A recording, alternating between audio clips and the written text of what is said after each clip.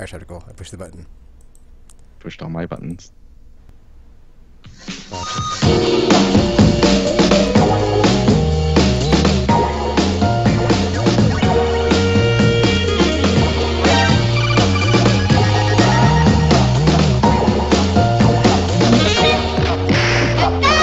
Hello, everybody out there on the internet. Welcome to Aimless episode 421. I'm Chris Adams, Taking Master, joined by RPG Maniac 05. And Trioptical. So yeah, we've got some what you've been playing. No middle segment because we're starting later, whatever. And the news. We do have the abridged RR though, so look forward to that. What are you doing? That was my nice, calm jazz radio voice. All sensual and seducing. I was so That's what that was.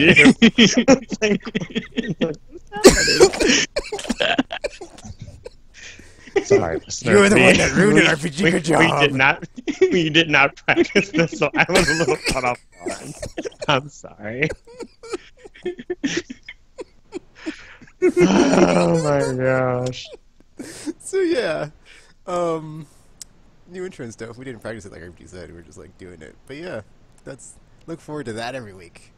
So what I've been playing besides Your life now. the daily Gran Turismo Sport free car stuff and the Monster Hunter thingy. Oh, which by the way I did get my. I mean I haven't got the armor yet. 'Cause I need like 2 more tickets. They need 2 more for the layered armor, so it's just like, ugh, because that fight is kind of, it's not the fight, it's just like when Lunestra does like the fire attack, and it just like melts you, and you're just like, man, it's a bit scary, because your health bar just goes like red, and just like, if you get knocked over, and you get back up, you're like carded instantly, and it's just like, yeah, it's not a fun time, it's a bit stress-inducing and anxiety-inducing. I'm just like, you know what, I don't want to do that all day, so I'll knock it out when I have time, man. And I just, yeah, I'll do it. I'll get it eventually. And apparently the spring or whatever festival is coming back again. So that's cool. Back. If you missed any of the events, they'll be back again, and I can farm some giant great Jagresses, and that'll be great. And all the other stuff I haven't done yet. And then I think once I have all the gamma armor and stuff, I'll be good to just take a break and be like, you know what?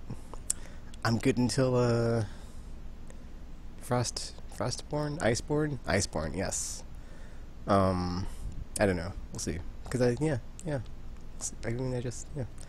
Take it easy, man. Take it easy. Just like Destiny, where it's like I just went cold turkey, and it's like I stopped hating myself. It's like not that I ever hated anything about Monster Hunter. It's just like I've done all there is to do, so no reason to like it's like walk away before the hatred creeps in, and you're just like, why am I playing this game?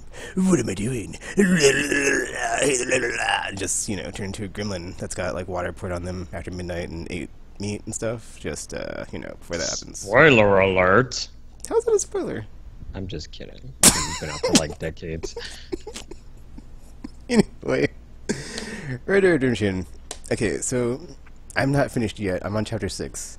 I gotta say, though, like I said last time, or the time before that, or whenever I said it, just, like, the whole repetitious nature of like the main story beats is like kind of getting to me, and I'm just ready for the game to be over, because it's just like they just keep repeating the same pattern of like you go to an area and you're on the run and it's like everybody lay low, and then people do stupid things and it's like, oh man, what'd you do that for? Now the law's on us, and then we gotta run again and just constantly fleeing. It's whatever. It's whatever. It's just like that's like the only main gripe for the game, really, for me, because gameplay-wise it's fun, all the mechanics, and like all the RPG elements that they've even more honed in on this one to make everything better. But then it's weird playing it now, instead of just trying to get through the story. I haven't really like gone and like done any of that stuff like I would do, like when I played the first one, to like do all the challenges for like the hunting and the they added like even more. It's like weird. There's like gambling ones. There's hunting ones, there's the bounty ones, there's even the outlaw ones, which is kind of cool. So it's like, just interesting that they would like, put that in there to, have stuff if you're gonna be on the dark side. It's like, oh, how bad can you be? Ooh. also kind of cool because I found out last time that the train job can be initiated anytime. It's like, as long as there's train, it's like, oh, you have the option to just up and start stealing from it and like robbing it. It's like, oh, that's pretty cool. You don't have to worry about like it being a mission in the game. You can just do it anytime. It's great. Also, the missions, it's like it's kind of cool. It's very like reminiscent of GTA 5. The heists, but not as involved, I would say. Like, you have a bunch of air quote jobs where it's like you rob a bank, or you rob a stagecoach, or you rob a train car, or like I said last time, the homesteads. But it's it's all like it's like it's all stealing. So it's just like after you've done enough of them, it's just like, oh, here's another one, doing another one. So it's just like, oh, another one of these, another hit on the bank, whatever. So they are nice set pieces though, so that's always fun when like the actual quests and missions around them like happen. It's like, oh, this is going down, this is happening. But you know, once you do one, you kind of done them all. So they kind of do lose their luster. It's just like they get more grand and grandiose towards the end. So it's like you start off with like smaller ones, but you end up with like really crazy ones. But it's kind of like just nothing too much different that you're doing from like one to the other. But it is, yeah, it is what it is. So not quite on the scale of heist where it's like, all right, we got to steal this vehicle, and then come up with a plan and get away cars and like steal all these pieces of the puzzle, and then like do all these things to like get them properly customized to get away for like, you know, the getaway section. And like this one is like way less involved in that. It's just more, okay, here's the thing we're doing, here's the plan, and you go and boom splat. You don't even have to like do any prep work. So it's like we're robbing a bank, guys. Let's rob the bank. And here's the mission where we rob the bank. So I also kind of look forward to playing them again in the thingy because I think that's back as well when you like go and replay missions without having to replay the games. That's nice. And then before I said something about like when you have your camp or your base or whatever, like NPCs will come up to you, and like at first I thought it was like annoying because they didn't really like it tells you if you go up and talk to them, they'll give you like these quests or missions or whatever. It wasn't really displayed or like notified of like when it will happen, but later on in the game it'll like show up on the radar, or sometimes they'll just come up to you and be like, hey Arthur, I got this thing, or hey Arthur, I need this thing, or hey Arthur, here's some intel or whatever. So at first it like wasn't happening like that, and I was like, dude, I'm not gonna take the time in between each mission to like talk to every flippin' NPC. They need to get like some Kelly Chambers character from Mass Effect 2 to like just tell me what's going on and who I need to talk to, because this is there's a lot of people at the camp to like just hang out and be like, oh hey, and then like they just respond with like a default oh hey, and it's like, dude, this is a waste of my time. There's like so many, and it's just like, that's kind of cool too. It's like just like the whole gang aspect of like there's so many of you, and just you're like the way that this one is like just the morality of your characters, where you're just always in the wrong. And it's just an interesting take, I guess, from like that perspective, since I always play the good person, good side. So I mean, still do it in this one too, but it's just like this group of people, they have done things and they are bad. So it's just like weird to like, in it's like in the contrast, it's kind of neat to see like why, because in like some ways you are kind of like building up the group that you're taking down in the first game. So it's kind of like see like how that happened, and like how that came to be, of like your just like path of destruction and chaos and like just crime that you've just caused this entire game of like why John Marston was like sent in to be like, okay, someone's got to push us out of this, because these people have like done so many communities wrong, and like we've robbed so many banks, guys. It's just ridiculous. Like the amount of, like I said, there's like 6 chapters, and every chapter is just like, oh, let's hide out here and then cause chaos in the nearby town for the citizens, and then the law's on us, and then we kill a bunch of lawmen, and then we rob a bank, and it's just like, these people are terrible. I think that's another thing, is like playing this, I just can't relate, because they're so like so bad, some of them, and just like, this is weird, man. It's just like you're just like you're in the bad side darkness place the whole time. Well, not the whole time, but like that's where like where the cast of characters is coming from. And it's like weird because like the main, not like the main protagonist, but like the main like leader of the group is always trying to be like, oh well, I'm so high and mighty, and I'm leading you all to this, like I talked about last week, of like, you know, beyond the laws, beyond the shackles of capitalism, blah blah blah, freedom, the frontier, blah blah blah. But it's like something happens like towards what chapter am I in? I don't know, whatever. It's like after chapter 3, like stuff goes down, and then I mean it's kind of hinted at in the first game, but then it's like you can see in this one like where it starts happening, where he's kind of like just kind of boils over mentally and just like kind of loses it, and so nobody else is like really stepping up to stop him, so it just gets worse and worse and worse, and it's like, ooh, that's kind of interesting. It's like, you know, you have someone who thinks they're in the wrong, but clearly they're not, and it's like, for a bit of the game, it's like, you know, they're not like that, so it's like you can kind of empathize with them of like, okay, well, they're not that bad, but then after they kind of fly off the handle and nobody's like rating them in, it's just like, ooh, this is like getting very explosive. Someone should do something. I need an adult, and then like nobody's doing anything, and it's just like, oh, that's weird. There was like a really weird pacing moment too, like chapter 5. I'm not gonna say what happens, but basically it's like I've been saying, like you've just been doing the thing of like rob the place, run from the law, blah blah blah, and something happens, and then you end up. It just felt like a really weird, like something happens and you end up in like a completely different environment, and like the way that they just like put it in the game, it just seems like the pacing was like very weird to me. It was just like how they just like threw that in there. It just kind of made it off and just like not feel very natural. So still hoping that, because right now just I feel like it's just like plateaued as far as like story wise. It's just like doing the same thing over and over, and like hopefully there's still more there, and like like more stuff will happen, and like it would be awesome. So I'm hoping that will happen before the end, because right now I'm just like, yeah, I don't see how this game got so many. I mean, I'm one of those people that's like, I wouldn't, you know, put a number on it, but 9, 10, really, it's good, but not.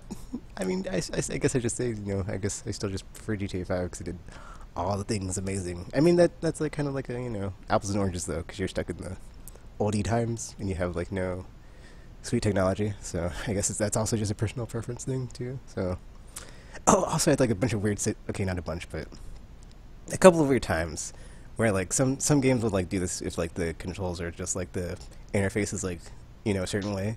If you're like in certain environments and you have to interact a certain way, and then you end up messing up, and then NPCs react to you like weirdly, like Deus Ex or Vampire the Masquerade. Like you can only like if you're in like a masquerade area, you can't pull out weapons, but then when you're out and about, not masquerade areas, you can like do that in like combat zones and stuff. So it's like you kind of like get used to like being in a certain part of the game, like not pushing certain buttons, but then sometimes you're like pull out a gun out like in the middle of nowhere, like in Deus Ex, you're like, oops, I didn't mean to do that, and then like you have consequences. So in this one, like you have to use the aim button to like lock onto an NPC to like, you know, talk to them or greet them or something, and so a couple of times I've had like a gun out, and then like I've been like aiming at them, and then like, but then it's like someone I was like helping, like in like one of those you're just in the open world going along your way, and like you see someone to help them. And then they're like, oh, help me. And then like you help them, and then you usually have to like talk to them afterwards to be like, oh, are you okay? Or like, you know, where's my reward or something. Or not where's my reward, but like, you know, I've helped you. And then they'll be like, oh, here's this thing, or here's some money, blah, blah.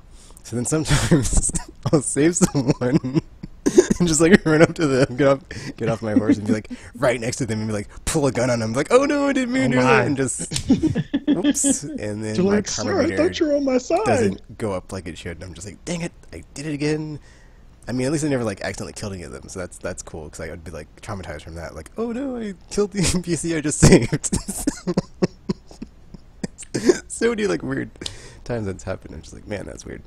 And then I did figure out the whole fast travel thing. It is weird. It is very weird, because you can. So here's how it works. Like, you can't just like beam yourself anywhere at all from like wherever on the map. You have to go to the train station, and then from the train station you can take a train to like any of the towns, and then actually no, I think you can actually fast travel from your HQ, yeah, like your base of operations on the map, but you can't go anywhere. Like, it has to be certain places. You like only certain places you can fast travel to, and then from the towns you use the carriage or the train to travel, and you have to buy a ticket on the train, and I think you probably do on the carriage too, but I never used the carriage because it was like past that point in the game where like you had to use it, so I was like, whatever, I'm not using that, I'm using the train because it's a sweet train. It's better technology, I guess. In my brain, I'm just like, I'm not going to use that dirty old ancient horse carriage, so I didn't. But I imagine it's the same. You just like pay a fee. So that's how that works. It's kind of weird because I'm like, oh, I can't just beam myself to this place in the world. I have to be at my base to beam myself. But then if I'm in a city, I can go to the train station to go to like a specific town. But like all the places in between, you can't go to, just the city. So it's kind of weird, but it works. I mean, or it's there, but it's not as. I guess it's not as more confined version of it as it is in other games. You can just like plot the map and be like, oh, where's the last tower that I liberated, or last building I jumped off the hay thingy into from Assassin's Creed or something, and just be like, doo-doo-doo-doo. But yeah, and I did like a new version of the Deadeye too. So that was neat, where I can just like have it on and just keep shooting while it's on, and like it's just in slow motion until it goes off. So that's kind of cool. I'm not sure if that was ever in the previous game. So I actually kind of want to play that one after I play this one, just to like see how it leads in. Because I was like secretly hoping that this would be like Rogue One, where it's just like a really good setup for the next one. But then it's getting so weird towards the end of just like, I don't know, man. It can go either way here. Of like I imagine they will stick the lighting since it got like really good reviews, but I just feel like it keeps going on and on with like the whole thing of just like, you know, oh, we're on the road. Oh, I'm kind of over it, man. I was like, at some point today I was playing and I was like, I'm ready for this game to be over. And then Chapter 5 happened. It's like when stuff gets weird and you go somewhere else, and it's like, I don't know why they put this in the game of like, this doesn't need to be in here. So that was just weird, man. It just like the pacing it just got really weird in that point for me. I was just like, why are we here? What? Wait, what? I was just like, did they just feel like they wanted to make, or they made like all these environments and assets and like they had to put them in the game and like not just scrap them or something? But I mean, they made it work, but it's just like, in my opinion, it just kind of really messes up the pacing and just it turns into like super happy fun video game land, because it's just like all of a sudden you're somewhere it doesn't seem like you should be, and then it's only like a couple missions too, so it's like that was a really weird interlude in this game when you're in the Wild West. And then you're not, but then you're back, and it's just like, okay, whatever. So yeah. Oh, also RPG, there's stealth in this game, so you know. No. Not a lot, but it's like there are some situations where it's like stealth optional or not stealth. Oh no, there are some parts where it's like don't get caught. So it's like it dares you into that, where it's like you have to crouch around, and like it's not too hard, but it's like it's in there. So you know, anybody that's like stealth allergic like RPG, be warned, there's some stealth in this game. But there's also like some nice stealth kill animations that they have when you have the knife out. So that was very rewarding to me. I was just like, oh yeah, yes, stab him up, Arthur. Oh yeah, it was really nice. Oh man. But yeah, that is Red Dead Redemption 2, because I'm not done yet. So hopefully by next week I'll be done, and I can be like, yeah, I finished it. Finally, after months of like not having played it. So, but that's all I've been playing. So yeah. Man. Also, still growing out my character's sweet Jesus beard. So it's like at 8 out of 10 on the length on that screen when I go to it. I'm like, oh, 8 out of 10. Two more to get the full Jesus beard. So we'll see if I get there by then. Well, my intention was to play a bunch of stuff this week, but it's only Tuesday, so it may happen yet. Except that it turned out that it was spring break for schools here, so I'm not really free to do stuff. The Dreams early access, like creators early access thing came out today. I nabbed that in the morning, tried it out Do you have to buy a that, or little do you have to be bit. invited to it? You have to buy it. So it's $29.99. It's supposed to be the entire suite of creation tools, but none of the story or single player stuff. And then they're gonna add to it as they get closer to release, and probably based on what people end up doing with it during this time. But yeah, so the one thing that I noticed so far is that I don't think there was Move controller support in the beta, and so now this version, it does have Move control support, and I tried it, and it was really hard. I just could not figure out they call it the grab camera. So essentially you use the move controller and it operates in 3D space. So not only can you rotate it and stuff, you can also move it closer to the TV or further away from the TV. But you grab a point in 3D space in the screen, and then from there, like every motion of the controller moves the camera in some way, depending on how you've grabbed it, where you've grabbed it, rotates the camera differently. And I could not get it to work. It was just like very difficult. Oh. I've heard, if I recall correctly, they did say it takes some getting used to, but then once you've gotten used to it, you can do sort of modeling and all these things much faster. And I believe the modeling part can be a lot faster. But right now, like, I'm just stuck at that first step, how to navigate around in this 3D space. And I was like, oh, it is really hard. Much harder so far than just using the controller. But yeah, we played one tutorial part, just like teaching you how to move around. I was like, oh. After that, my daughter was like, no, now I just want to make my own. Just like, these are Like, the tutorial's too hard. I just want to make my own. Jump in And the I was gun like, there, fine. dude. And I opened her like an empty space, and it's like, I want to make a Pikachu. How do I draw? And I was like, I don't know. You said skip the lessons, so now we don't know anything. That's great. So, It's like, skip everything. I want to start making stuff. It's like, but we haven't even learned how to move yet. Fine. Right. Oh, fine. so yeah, it was our progress stopped there. Pikachu now. Like, we haven't even figured out how to move the camera yet. We'd already start sculpting Pikachu. Damn, you're jumping the gun there. Jumping the gun.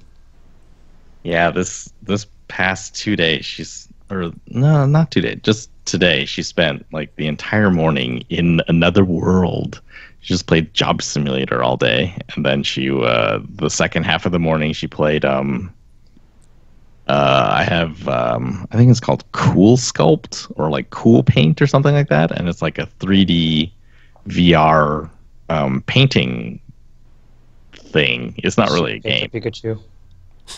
She did. She's really good at that one. Like, navigating that one seemed way easier. But I guess it's more limited because so the difference is in Cool Paint VR. I hope that's what it is. You grab a point in 3D space, and then like essentially you pick up the entire world, and you can zoom in on it or like zoom out of it to change its size. But you're like holding the world essentially, and then you just move it freely with your hand. Whereas in Dreams, you are imagine like Spider-Man ziplining to places. Like you're trying to grab a point in space and then pull yourself over there. And it just, yeah, I think it's partially because it's probably not too sensitive, but every direction that you rotate the move controller rotates the world as well. And so sometimes, like, if you're trying to pull yourself somewhere, your hand, because you can't pull it straight back without like bending your elbow or your wrist or whatever, it also rotates as you're trying to pull yourself places. And then so just the camera control feels really finicky, and it's like, I'm trying to focus on this one spot, I'm trying to pull myself there, but it's not really working. And yeah, it's just gonna take some more time, I guess. More tutorials. Much more than the one tutorial we've done. Obviously. 'Cause even in the beta, though, it was kind of like, it seemed more complicated than expected. Because, I mean, I guess you can do a lot more than you could in, like, Little Big Planet or whatever. Yeah. But it's just like, I was playing the beta and I was like, oh gosh, this is so much work, and I'm only in this tutorial. It's like, oh gosh, I don't think I'm going to be able to make anything when I get this. I'm just going to have to play everybody else's stuff because this is time consuming, and I don't have infinite time. So Yeah, it's there is a lot to learn. So we'll see. I now own it, and I wonder if like the game is going to come out and it's going to cost more, or is it just going to be like $30, or is it only $30 right now because it's just good creator stuff? But like buying this early access version, like you get the full everything later on. So is this like a pre-complete discount? wait, so you automatically get the full game once it's out? Yeah, you get the rest of it once it's out. Because I mean, if that's the case, then that's like they would either have to remove that from the store once the full game came out if they were trying to make it more expensive, or that might just be the actual price for it, which is like really cheap. It's quite cheap. So, yeah. No, most of this week I spent at, thankfully, not my own Fire Festival. Oh, I was excited to hear the horror story. Well, Oh. I mean, I didn't want him to fail. I was just saying, like, it would have been hilarious, though. To, hear what had to happen for him to get the show on the road, and how they got trapped in a dungeon of some sort, and it would have been fun. I mean, not for him, obviously, because I lived it, but still. It was all right. It was well, so I essentially see it as like most of the convention event was in year 2, so it seemed a lot fancier in a lot of ways, and then our area was like a reboot back to year 1 standards, and so explain to us what maybe it is. even People below. are listening; they're not going to know what you're talking about. Yeah, so I was at the Midwest Gaming Classic, which is a small regional, mostly retro video game convention. They do this giant. In the past, I described it as like the biggest garage sale you ever saw, entirely devoted to games and like collectibles and like pinball machine parts. So it's like a big garage sale plus a giant arcade filled with retro things all the way up to some really new arcade machines. Like Raw Thrills from Chicago was there, and they brought a small version of their new Halo arcade game, which just came out a few months ago, I think. And yeah, it was there at the show floor. There was also a lot of like kind of related stuff this time. So I saw the DeLorean from Back to the Future was there. And Which DeLorean? The second one, the one with Mr. Fusion on the back. So the flying one, I guess. But it was not flying. It's a weird series. Obviously.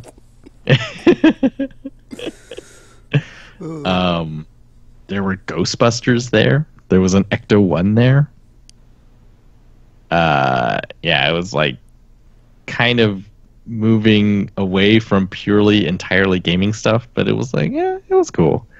Although I didn't get to see much of that stuff because I was mostly in a room that I help with. This year it was called Future Classics, generously. It was basically like a lot of local independent developers. They got to showcase their games there. And I think this year there was like 16 or 17 games. Many of them I have seen before.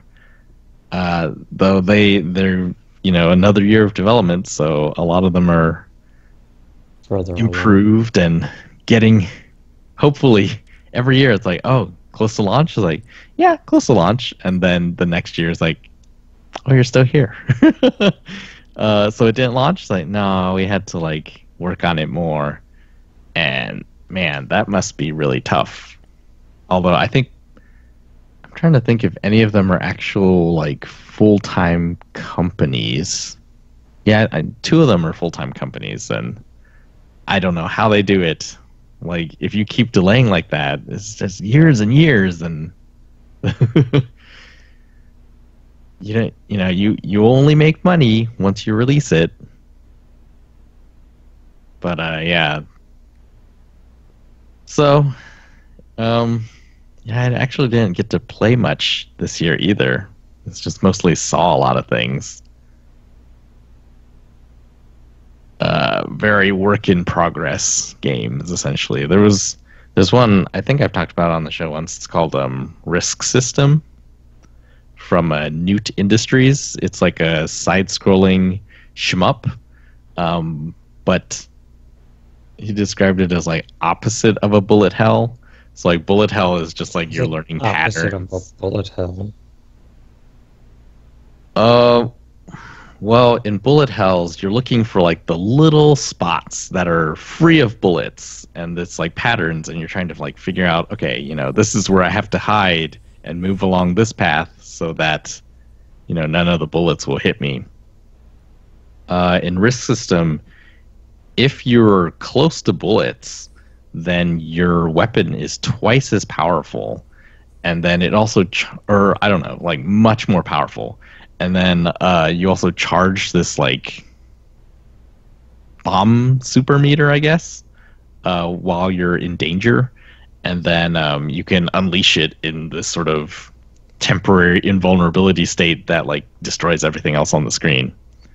And so, like with that mechanic, there's like these neat boss fights where you have to understand that, you gotta use this dodge move in order to not get killed right here, and then you gotta charge up your super bomb thing. Man, there was a name for it.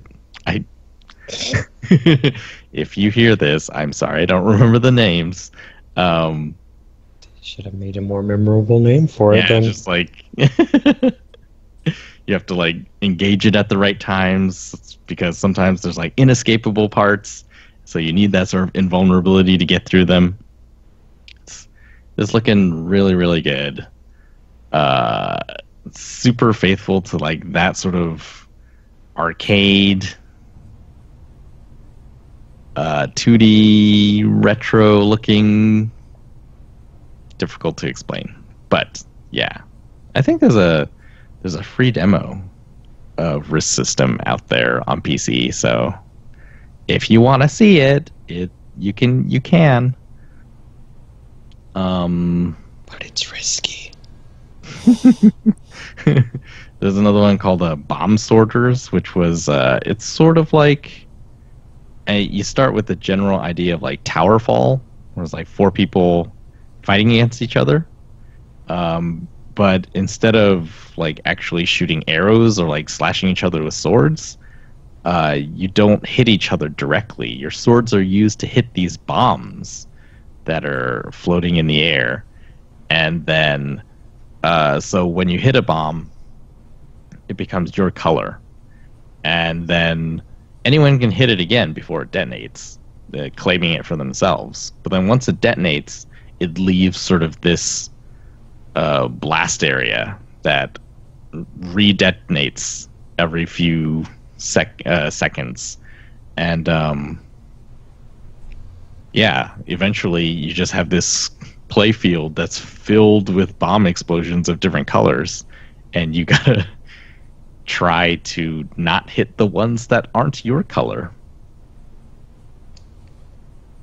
Yeah, it's pretty cool. The soundtrack is really good. I don't know if that one is out there for anyone to play. I've only seen it at conventions. And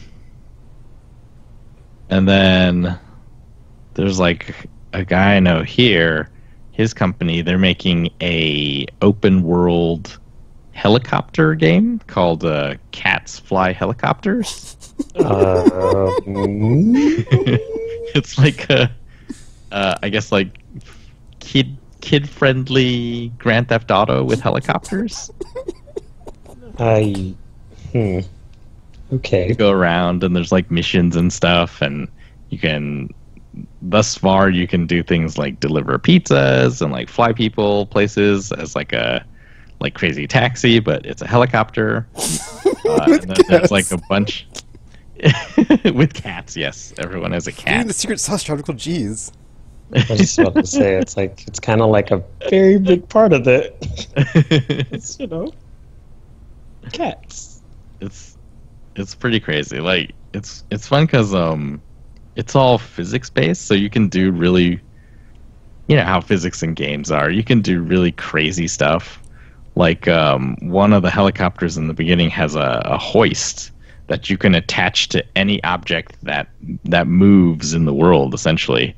So you can fly over other cats and like pick them up.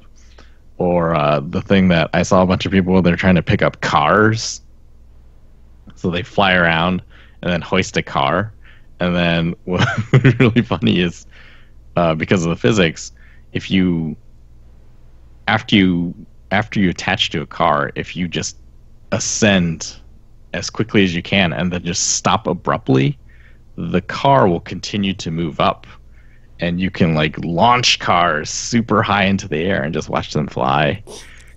And it's just like, oh, that's fun. There's the also ramifications on their world, though. The ramifications. I guess there are no cats in those cars. Oh dear. Hopefully. Oh yes, they're all self-driving in the Cat City. They're all self-driving for no reason because there is no passengers. Everyone uses helicopters. So the this one game is no helicopter. longer kid-friendly. It just got dark, man. They're in between dropping off the cats at the wherever they're going to, the giant cat playground. There's also like fire that spreads. It's so Random. Like, I was watching this kid play, and he landed, and then a cat like ran over and got in the helicopter, and I was like, oh, so that's probably a taxi mission. So you just got to look at the marker and go fly over to where the marker is, and then drop him off. And he flew over to where the marker was, and it was like, it wasn't on the ground like I had usually seen. It was like on top of a building. So he flew to the top of the building and then landed on the roof, and the cat still wouldn't get out. It's like, what's going on? It's like, oh, I think the marker is actually on the balcony of this building. It's on like the top balcony. I'm like, I don't know if the helicopter is gonna fit there. And so he just like repeatedly tried to fit the helicopter on the balcony until one time he succeeded, except that I don't know what happened. Suddenly, like, the helicopter exploded. And then, like, the side of the building was all on fire. I thought you said this game was for kids. Oh, God. Well, no cats were harmed in the making of this fire. I mean, and we just looked at it and I was like, what are we going to do? It was really cool because we didn't really expect it. And just, seeing all the fire on the building. You can put out fires in the game also. You go to fire hydrants and you can collect water balloons from them to throw at fire. And it puts it out. Like that's not how that should work. You know what? It does. Fun. It's all fine. Cat world. It's like, it's fine, guys. We're just going to throw some water balloons on this raging wildfire. It's cool. It's cool. It was really funny. So I sat a few times and like helped kids play it. They would come over and say, "Oh, I want to play." I was like, okay, and then explain controls briefly, and that was one of the mishaps I saw. Oh dear. What was the other one? Oh yeah, another kid was. So you can fasten like the order of operations to fly the helicopter. You get in by pushing square. That's pretty normal. Then you hold down triangle to turn on the engine, and then, I mean, those are the only two things you have to do. Optionally, if you hold down triangle, you can also put on your seatbelt. Not everyone does it, and at home I was like, well, I've never seen anyone like fall out of the helicopter. I mean, what wonderful logic, Charles. Go like. I don't know what happened that time either. It didn't seem like it hit anything. It's just like suddenly the helicopter exploded midair, and like Not exploding helicopters in this game. flying out of it. I don't think the seatbelt's going to save you in that scenario. Also, I don't know of any other games that have a seatbelt button that... Yeah. I guess it's a risk-reward system. It's like, well, you put on your seatbelt, then you get trapped in an exploding helicopter. Leave it off, and you fly out to safety, I guess, because helicopters. If you can survive the fall, and I since mean- they're cats, they're gonna land on their feet. I mean, at this point, that means either you either take the fall or the exploding helicopter. You really don't have a lot of great options in this scenario. Yeah. Anyway, it was pretty cool. And then the fourth game I remember I don't remember the name of it at all. It was like a text adventure, but with full voiceover. And it's supposed to be based off of a series of novels, like the Redwall series. Do you know that one? Nope. I am not familiar with that. I've never heard of it either. But it's, I guess, like all the main characters are like woodland creatures, and you're basically I think you were an otter, and you're looking for some scroll or something that will tell the forest like who the rightful queen is or something. What is happening right now? That premise sounds so Also- interesting. Don't think otters live in. Do they not live in the forest? I think so. I don't think that's how that works. I mean, it's possible. I mean, I don't talk to a lot of otters, so I mean, possibility, I guess. But In our great forest kingdom of Otterville. I mean, Savage RPG. if Otterville really exists, I mean, Yeah. I don't know. I guess we've Well, heard weirder things like cats flying helicopters. So at this point, this game is already out apparently on Steam, and since I don't remember the title, that's pretty hard. But yes, I'm fairly certain it was something wall. So if you want to see a modern text adventure, search that. woodland otters and queens, because Yes, reasons. and like there's something called, I think it was called a gloom something, and it was never explained there exactly are- what it was. Water creatures with land creatures? Well, he's only Same mentioned kingdom? all. I mean, at this Yeah. I mean, point, otters in why water, not? though, so... The backstory, yeah, there is a part where you swim as the otter. But no, yeah, it's like old school text adventures where you're just like, you have to type Oh in man, no way. I would never play around, pick up this thing, do this with Or, this like, the thing. book You can't that pick this up. You're a describes something. gloomfish. Yeah. You have no Look, It hands. describes. But it was fully voiced, so that was. I don't think I've ever seen a fully voiced. Although, So it's kind of like one of those audiobooks, except you're controlling the adventure yourself, you remember as an otter queen or something. Skyrim for Amazon Echo? Mm-hmm. It's like that, but You type Not in things. Skyrim. yeah. But You less type it. violent. Did I kill anything? I mean, No. Although, to be fair, I didn't kill anything in Skyrim either. I'm pretty sure I got beat the first time I tried to kill something.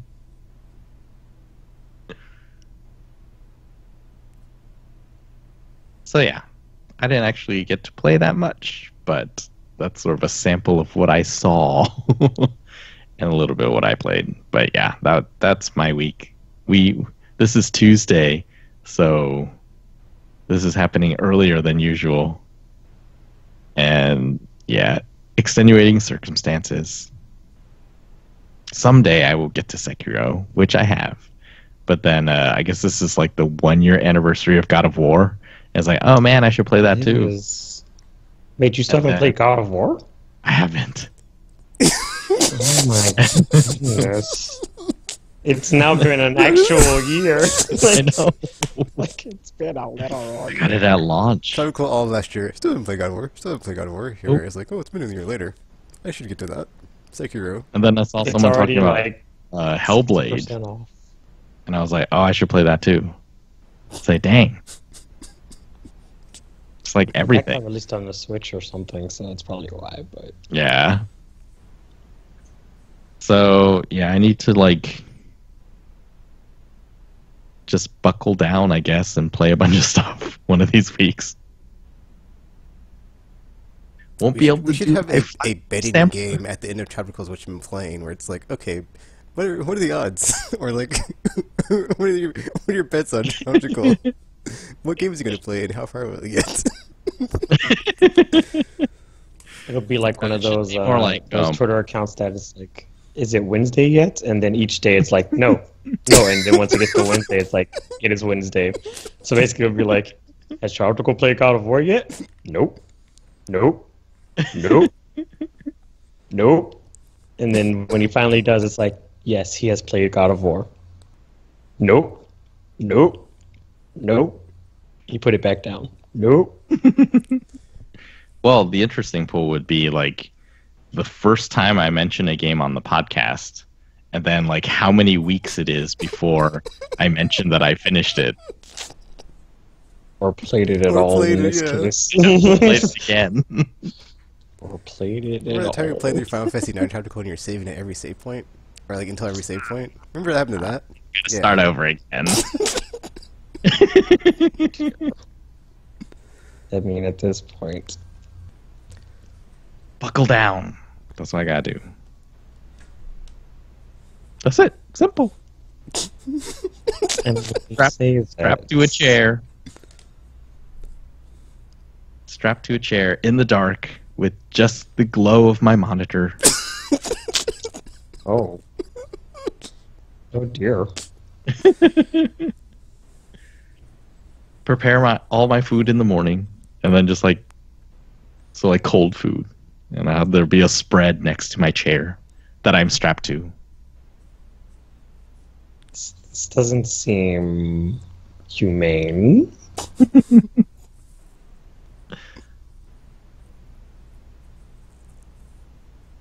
But If I finish a game under those circumstances, does that mean I always have to do that? oh gosh. Joe has to go into a sense deprivation chamber to finish games so he doesn't get distracted by other games. I mean, I guess this is the darkest timeline, so you gotta do it. Wipe all my PS4 hard drives, and then be like, all right, the one game gets to be on here. Oh dear. But you have so many PS4s now. I know. So, then I have a little variety, but it would just be like one game per console, maybe? Yeah? I mean, I guess.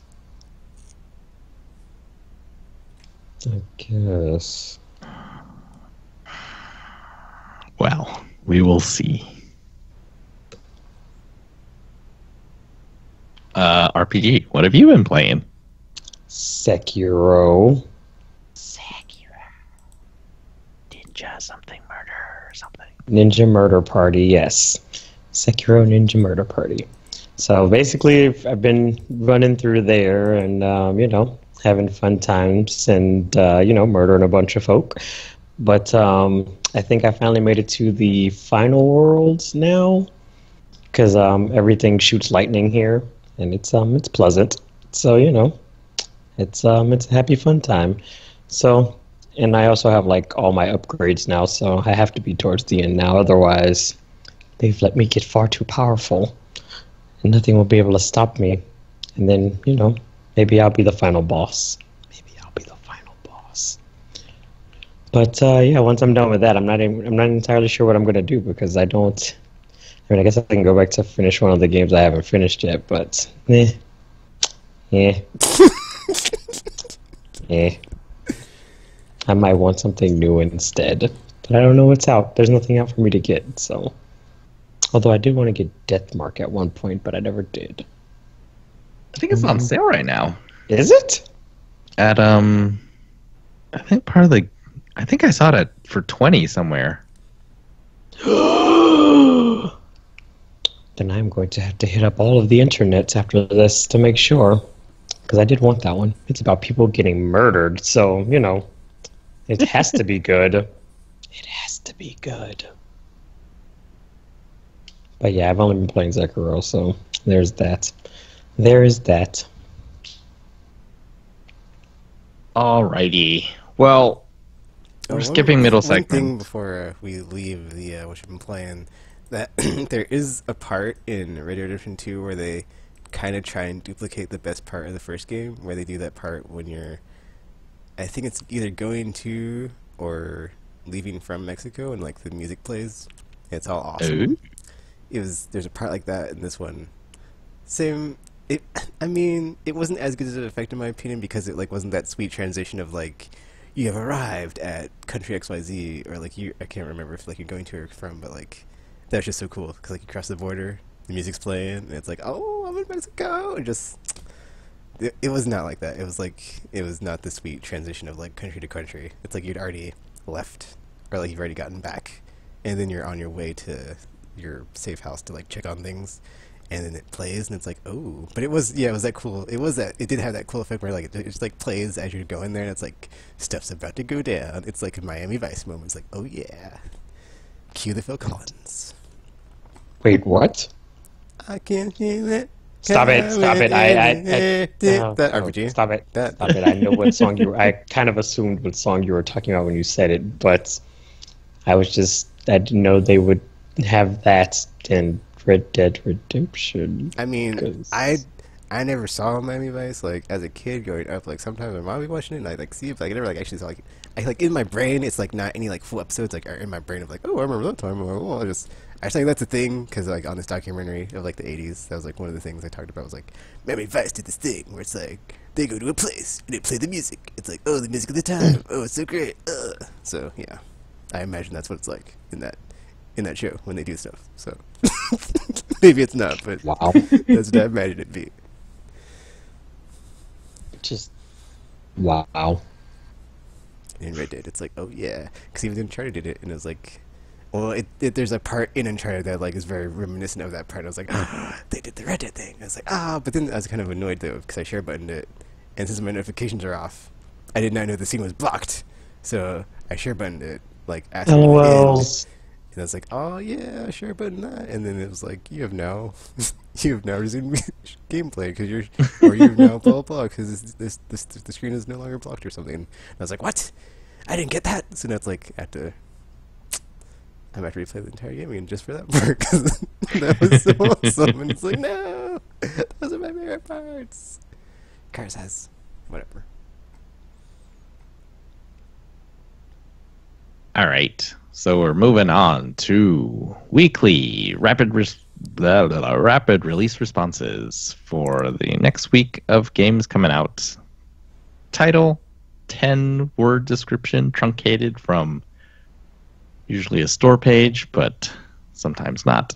That is our middle segment for this week because I delayed the podcast a long time. You did. All right. I did. It was a long time. It was like almost 2 hours. It was an hour, at least. More than that. We didn't start until like 9:30 something. All right. So we're starting with today, April 16th, game that we didn't have last week. World of Warships Legends.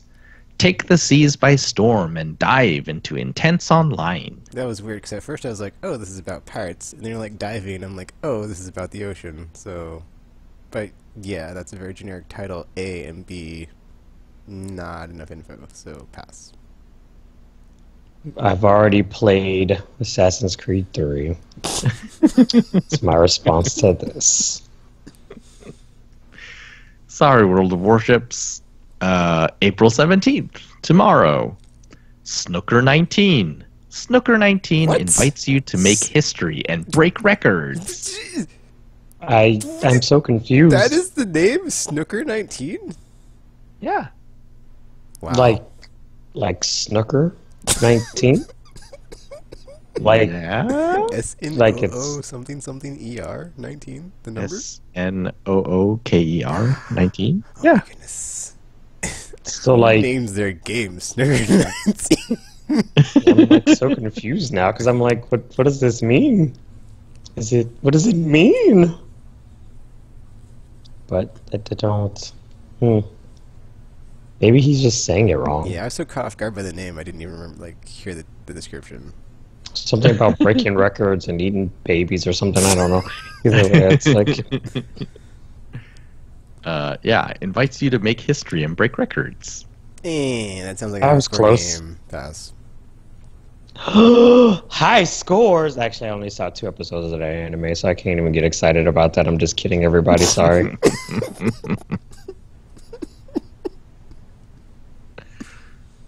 No. This next one is called Truberbrook. Truberbrook is a thrilling like- mystery adventure game. Tropical's just set making up in names now, rural. just to test us to see if we're gonna call him out on it. Real or not real title? It's Just kidding. It testing doesn't us. exist. I made it up. Maybe next time.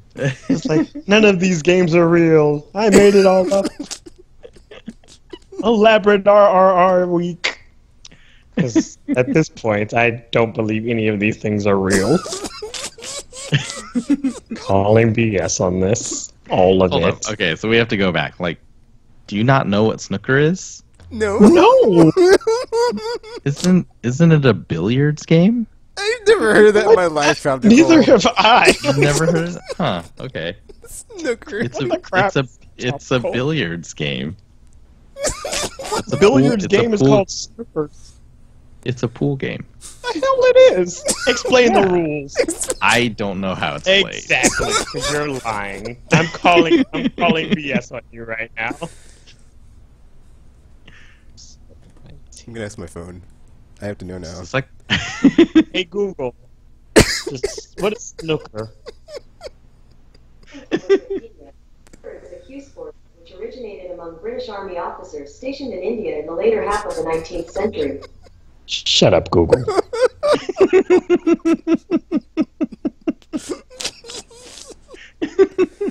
So it's British? No wonder. So, I'm about to say, it's like that explains a lot now. That explains everything. Fine. You win this round, Tropical, and your names of games. All right. Yeah, this one was Truberbrook, I still think that Hey. one's made up. a thrilling mystery adventure game set in rural. I mean, you had me right up until you got to rural, and I was like, I don't want to get eaten by cannibals. And it's like, is it a point and click adventure game? Is it text-based adventure game? Or is it Walking Dead adventure game? Because only one of those is the one worth playing, I'm just saying, so... That's true. I mean, but we wouldn't know what kind of adventure game it is for it to work. But also, I call shenanigans on this name. So I don't know if I want to play it, because if it's rural, then it means it's probably going to be all you on a farm trying to sift through clues through cow poop or something. I mean, I don't know. I don't know. This doesn't sound fun to me.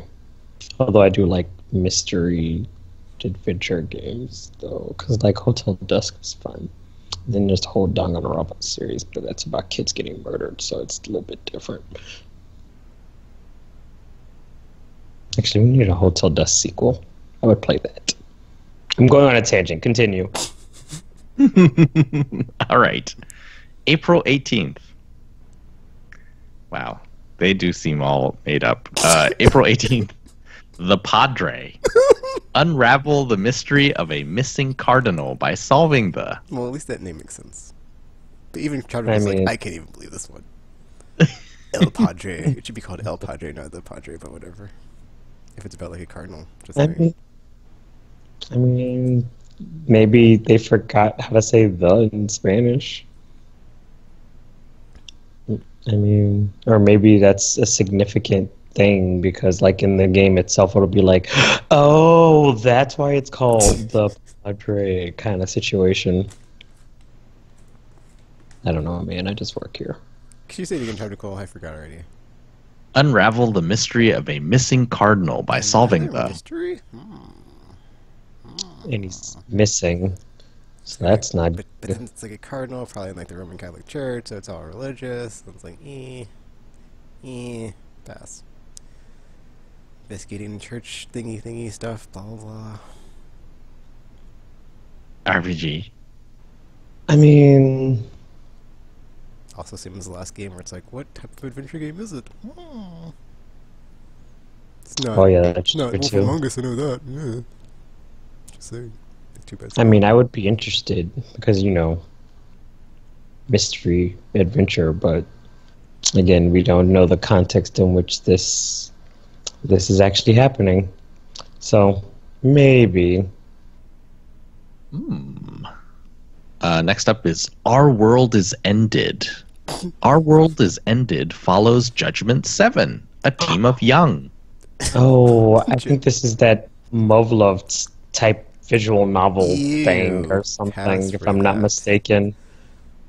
Oh, or not. Wait, I might be thinking of the other one. Wait, no, it could be it. Judgment 7 anyway? That's like a weird description. It's like, I think it's like some kind of Judgment 7. Who is Judgment 7? No, I think it's some kind of like cyber group or something. It's I saw the trailer for it, but it wasn't very. It didn't really tell you anything, and it was in Japanese, so that didn't help. Cyber But group Japanese. This is already sounding not like something. it gets I need weirder. to touch. It gets weirder, Tekken. It gets weirder. Are there tentacles? Among other things. Oh my. Among other things. People are cross-dressing, and then there's other stuff happening. It's a weird trailer. I don't know.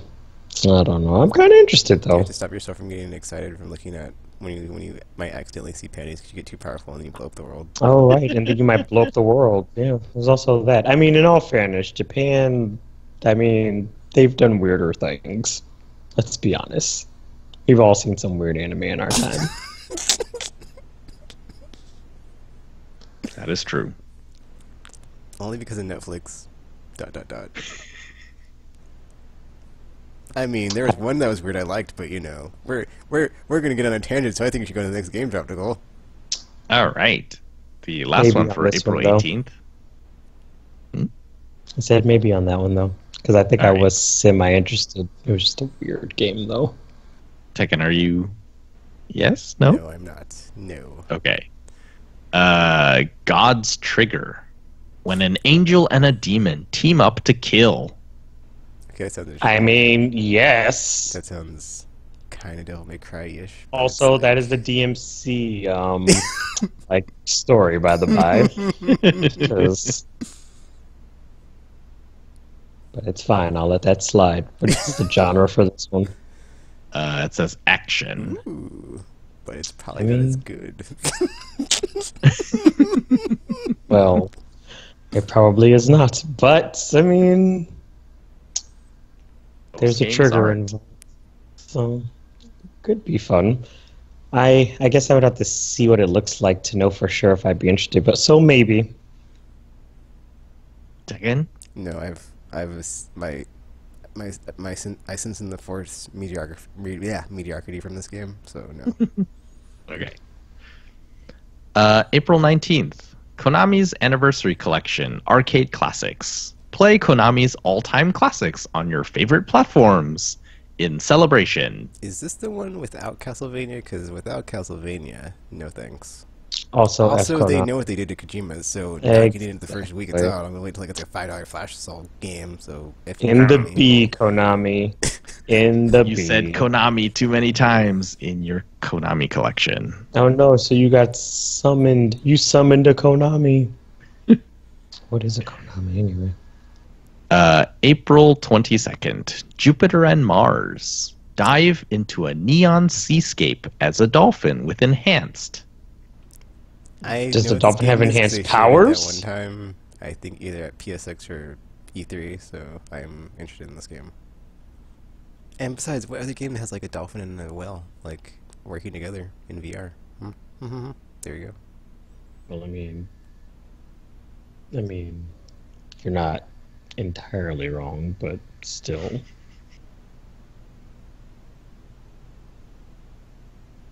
RPG, yes? Nah, I don't do dolphin games.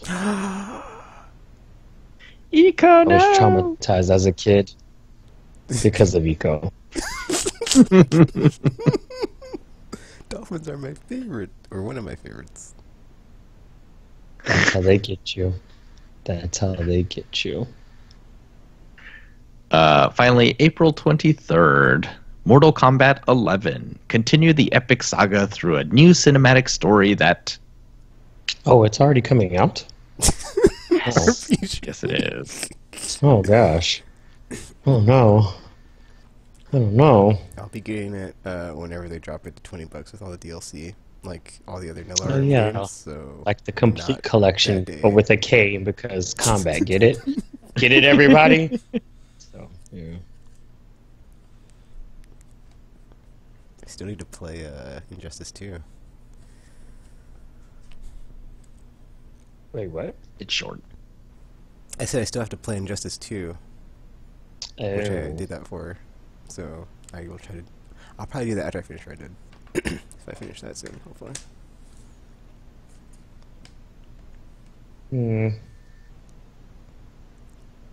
I just hope they don't mess it up with the time travel. Too much time travel, because seriously, they didn't need to do it again. Just saying. Like, You can never it have was too much fine time. doing it that one time to fix things, but then it's like, oh, well, let's just do it again and see what we can mess up. It's like, what? Whatever.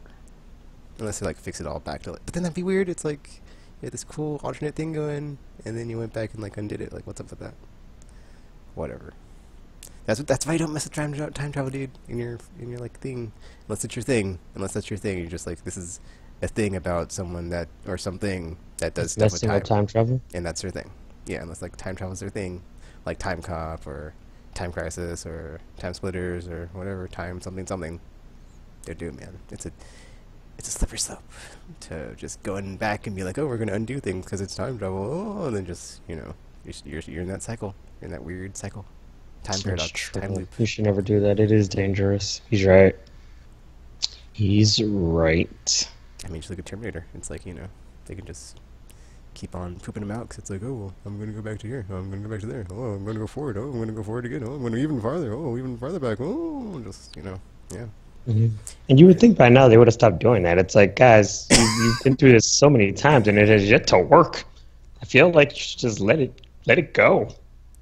Let it die, man. Yeah, it was really weird. Like, after I started Chrono Chronicles, I was, like, really on it. But then, like, after it was over and I watched it, I was, like, thinking about it too much. And I was like, you know what? Why don't the machines just, like, go back to, like, XYZ and, like, do XYZ and, like, kill all the humans, like, right after it starts? And, like, they'd win. Like, or just, like, go back with, like, biological weapons or something, like, have some virus. Like, why don't they just do that? I mean, Skyrim would be up. They would already be activated. I mean, you think about it. Although one has to wonder how the robots even keep losing, though, because it's like they keep going back in time where our technology is way behind theirs, and then it's just like every single time they still lose, and it's like I don't. Yeah, it's like, I don't think how can you say the most advanced robotic life form that like is made out of like liquid or like metal that's like liquid and can't be like shot through, and like it's a killing machine, and somehow it loses to like normal bullets. To like What's a up with kid that? and his mom. Yeah, Like I don't understand. Like it's some, just like, not. crappy old robot thing. It doesn't make any sense. And then which also begs the question. Then like how did the robots even take over in the first place if this can stop them? It's like It's well, like, it's like, why would you just send one back? Why didn't you send like 1,000? You know, Right? you just like Because I just mean, doing. What are you doing? you have to be able to mass produce them by that point in the future. So I'm assuming it's like It's not costing you anything. You don't care about money. You're a robot. It's true. You've got the resources. It's true. You're already you're already winning the war. Like none of it makes sense. None of it makes sense at all. Because it's like, how did they even win then? Because I mean, I would assume like, one robot tried to fight us, guys. Let's just murder him real quick with our shotguns. Because, I mean, can't stop us. So yeah, none of that makes sense. I mean, I don't think the AI would be that dumb in the future. Be like, oh, let's just send one back. It's like, overkill. Duh. Like, come on, robots. Yeah, like look at the Matrix. When they sent out those robot things, they just sent a bunch of spider robots to kill all of them. They were just like, no, just send one. It's fine. let's hope it all goes well. 'Cause, no way this can backfire on us, especially when there's prophecies about the one. I mean, it's fine, guys. It's cool. It's cool. Cool, guys. Maybe they'll elaborate in the upcoming Terminator movie that has like a weird spelling like they all do lately. Oh, it does? I don't know. They're trying to be catchy or edgy or But when they put whatever. Y in Genesis, I was like, that's a bit too much. Was there a company in the actual movie with the Y in its name? Was it called Genesis by chance? I don't know. I never saw it. No. Then maybe yeah, that would have Skynet explained I it. remember. So, Yeah, but that's not. I mean, you spell sky with a Y, so that makes sense. I mean, it's kind of how it goes. Spell it with an I. Skynet. Stop it. Stop doing everything. Skinet. That would have changed a lot of stuff. They're like, the robots are hilarious. They can't spell. It's like, well, technically we made them, so wouldn't that make us stupid by proxy? It's like, well, shut up, Bill.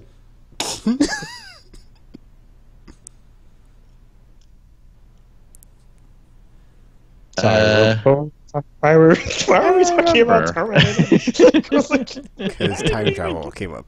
Because the game was Oh. about time or something. Oh, Mortal Kombat. That's what it was. Time travel. Oh, I was like, That's wait, their what thing. time travel? That's their thing now. God. We seriously got on a tangent on that one. It had nothing to do with anything. Mortal Kombat 9 was all like, hey, Raiden, send a message to yourself in the past to prevent the things in the future, but it's going to be a garbled message so you won't understand it until like halfway through the game and you've already messed up things. So, have fun. Wait, Raiden can time travel? No. No. Can't. Oh. Well then. He sent a message to himself, but it was like, he didn't get the whole thing, so it took him a while to figure out what it meant. So But I wait, think it how was did he too send the message to himself if he can't? A magical amulet. It's like, yeah. It's like Days of Future Past, the movie style. What? No. What? He sent it to his younger self Mm-hmm. because they both have the amulet. Amulet. Oh. So because it exists at the two different points in time, they can use it to communicate, but not effectively. Yeah. Which how does that? Oh gosh. But then it's like it's magic, though, right? So then why would the message not work? I mean, it's Not magic. very good magic. I mean, clearly. So then why even bother? Then it's like, well, there's a good chance this is going to backfire horribly because, we're using broken magic to send a message through time and space, which determines the fate of the universe. But it's cool. It's cool, guys. Might as well have just sent a letter and hoped it worked. Because what the crap, man? What the crap? It's fine. But go to the next game before I go out on another tangent. That's it. That's the last game coming out next week. So, some interesting ones. Maybe some stuff to check out. Which one was it? God's Trigger? A little bit. I did my Adventure research games that for Top may Down or may so not no. exist. So, yeah. Some All right, soccer. on to the Possible news. that it's Yeah. made-up pool games. Onto the news. This past weekend was Star Wars Celebration in Chicago. And we got our first look at EA's next Star Wars game, Star Wars Jedi Fallen Order. This is a trailer. None of it is actual in-engine gameplay footage, although it is all rendered in-engine. And it was surprising to learn that it's not Frostbite. It's going to be on Unreal Engine 4. Wait, from EA? From EA. This is awkward. Yeah, they were also like, oh, it's single player only. There's going to be no multiplayer and no microtransactions, and we're not going to add those later. From EA? This is getting weirder by the second. It's funny because like Eurogamer did an interview with Amy Hennig. She had headed up, the Star Wars game that we all wanted to see, and then it got canceled because single player is dead. We're going to services, and then for them to come out and say, oh, it's single player only, and having everyone cheer to that, she was just like, F y'all. Her response was like, it's odd. But no, she's like, yeah, I guess the industry changes pretty rapidly. It's been 2 years, and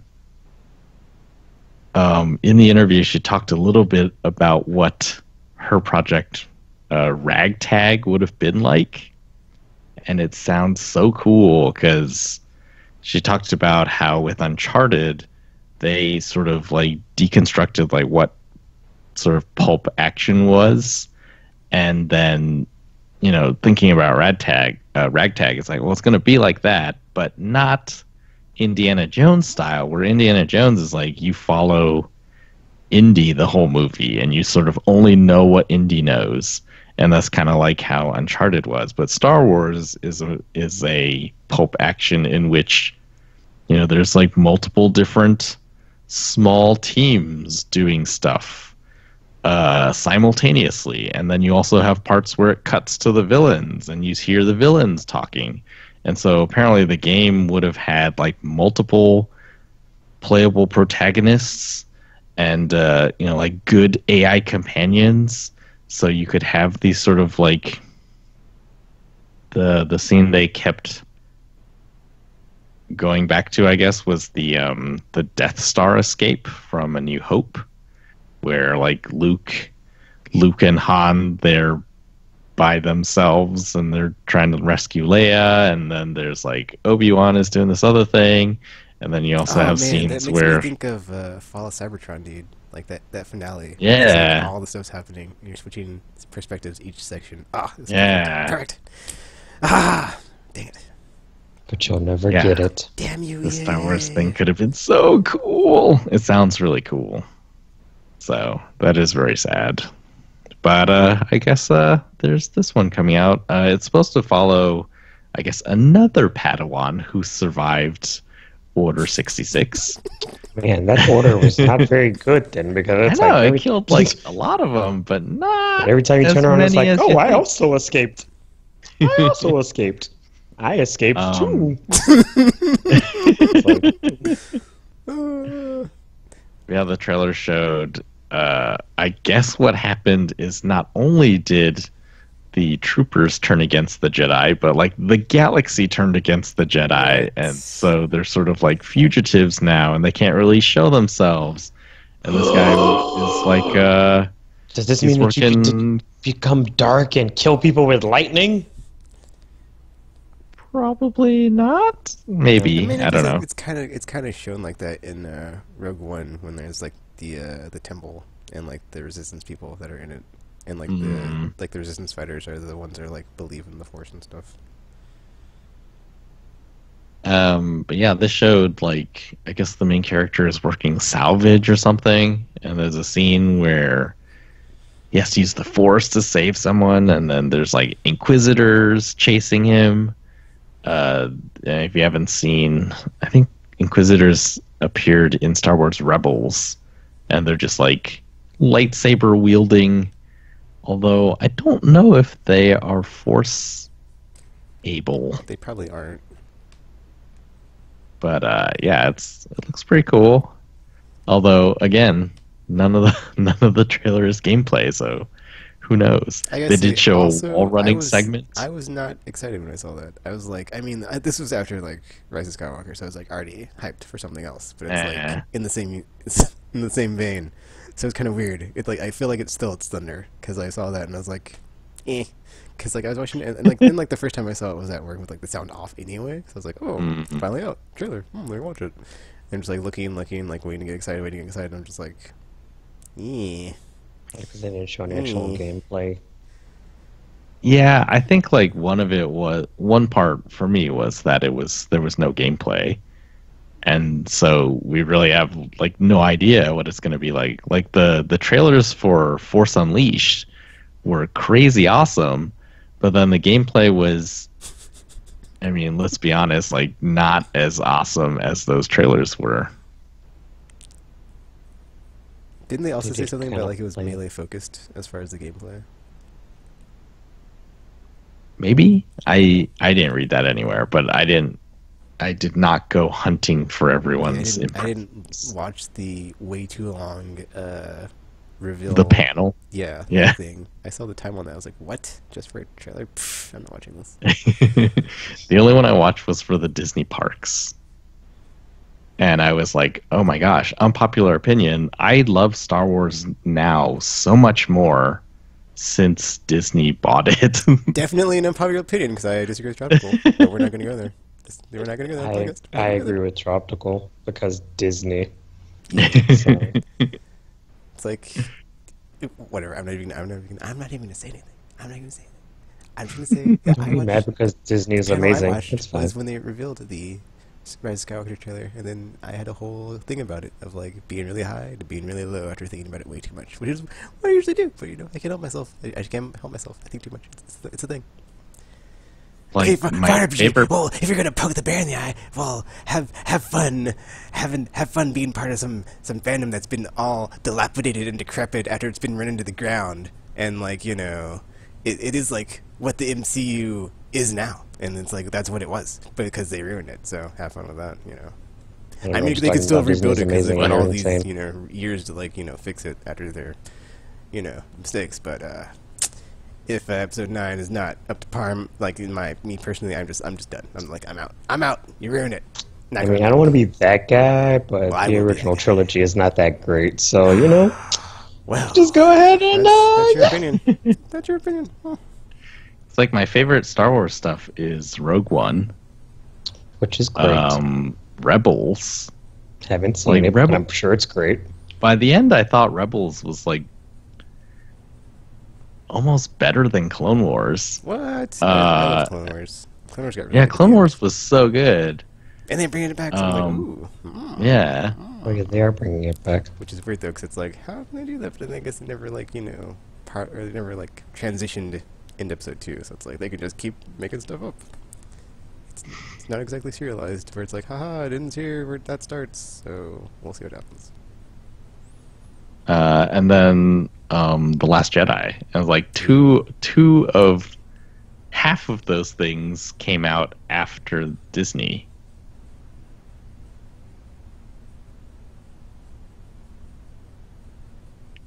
So, anyways, moving on to other stuff. This is what you've done to Disney. Are you happy now? Are you happy? Yes, You're tearing this family apart. you are. All You across the really world. are. Fans I'm against sure the fans. theme park will be one of my favorite Star Wars things too. I saw that they were doing like these restaurants for them, so I got excited. But I was like, "Oh crap! The one down here doesn't open until like August." I was like, End crap. of August, yeah. So that's so late. I could have been consumed by the darkest timeline by then. Double vacation. I mean, I probably could. I mean, August is like super slow for us, so you'd give me the time off. It's not that far. And it's like up the street. I can just go for a weekend or something. It's fine. This is happening. Oh man, I want to see it. Okay, no more. Moving on to the next retro mini console. Ugh. That's not mini. It's giant. It's giant. It's two arcade It's not really sticks yeah, stuck it's not really together. a console, it's just arcade sticks. It's two arcade sticks stuck together, and the whole thing looks like the Capcom logo, which is insane. Yeah, Capcom announced the Capcom Home Arcade. Sawa components. So those are like good arcade components. And it's a plug and play. So you plug it into a TV, and then you got 2-player arcade layouts for 16 classic Capcom arcade games, ranging from Alien vs. Predator to Super Puzzle Fighter 2 Turbo. The one I'm excited for is Mega Man: The Power Battle, which I played once in the arcade and thought was super cool. Well, what if you don't feel that's the same way now? I don't care. The only thing that makes me hesitate. So this is coming out October 25th. 16 games, but it is 200. They haven't revealed an American price yet. So far, you can only buy it off of the Capcom Europe store. But based on their prices, it will be $260. Yeah, I'm not paying that. Jeez, that's like an actual home console price at this point. But it's really cool. This smells like a money grab. I'm just gonna say that. Well, it's Capcom, so obviously it is. But They're on the escalator up. They're going up on the escalator. Why would they do this? because now that they're going up, they've gained your trust, and that's the best time to destroy it. Once you're already into it. I don't know what the emulation quality is or whatever, but apparently it will be good, is what they've said. Who knows? For that price, it better be arcade perfect. Yeah. So, 1944, The Loop Master, Alien vs. Predator, Armored Warriors, Capcom Sports Club, Captain Commando, Cyberbots, Full Metal Madness, Darkstalkers, The Night Warriors, Eco Fighters, Final Fight, Ghouls and Ghosts, Giga Wing, Street Fighter 2 Hyper Fighting, Mega Man: The Power Battles, Pro Gear, Strider, and Super Puzzle Fighter Turbo 2 Turbo. They could have just not put Street Fighter in there and just had a Street Fighter thing of its own with the arcade stuff, like all the Street Fighter games. But whatever. So yeah. Apparently, all of these games are based on Capcom's CPS 1 and CPS 2, like arcade boards or whatever. And I guess Street Fighter 3 was on the next one. I don't know if that makes a difference in emulators or whatever, but yeah, apparently that's where this collection is coming from. I don't know what So pretty pricey. I think it's really cool actually, but yeah, pretty pricey. October 25th, so still some time. That's in addition to the Sega. I forget what it's called. The small one, the mini one, coming out for $80. Has 40 games. Is it called the Sega Mini? I don't Sure, it's just called the Sega Mini. Or is I mean, the if it's not, Genesis we're calling Mini? it the Sega Mini. It's All fine. right. There was a surprise PlayStation 5 reveal this morning. It A was surprise very to you, surprising. anyway. I already expected it. Been saying this for the past 1,000 years now. Guys You are like, expected no, them they're to not going reveal to tell it us this anything. morning? They were going to tell us anything now. It's not going to release tomorrow. Well, it is. Oh, shut your faces. Well, so first of all, it's not coming in 2019. Obviously. Wired was the only outlet that got this information, apparently. So this is all coming from one Wired article. Mark Cerny talked about specs. I don't remember all the CPU, GPU stuff, but suffice it to say, generational leap in computing capacity for those. For more layman stuff, it still has a disk drive. Why'd you say And- it's so weird? What? Which part? When you said the layman's part. the way you like extended the word. All right. Still has a disk drive, and it'll be backwards compatible with the PlayStation 4 games. Yes, I could throw in a PS4. As well as the current version of PlayStation VR.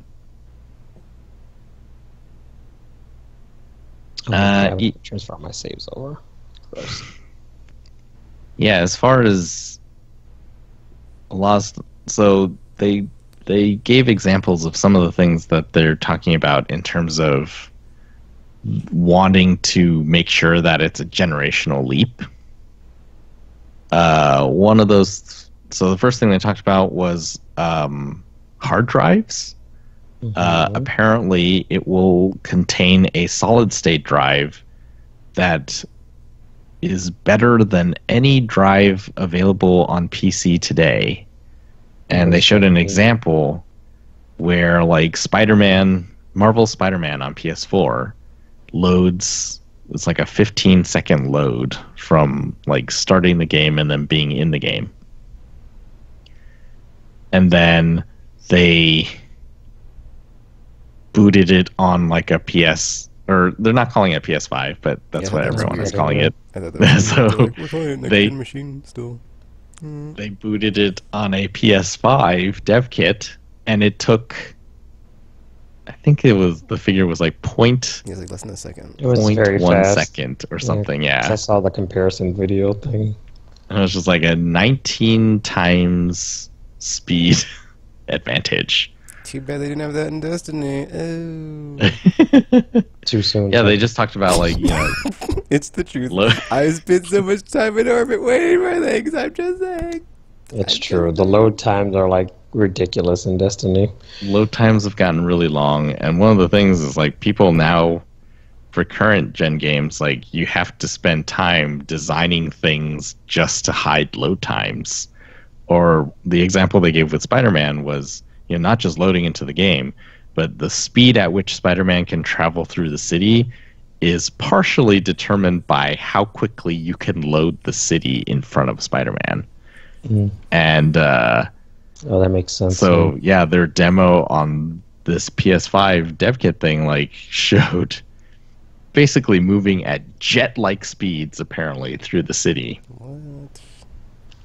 So it's just like far faster streaming. Man,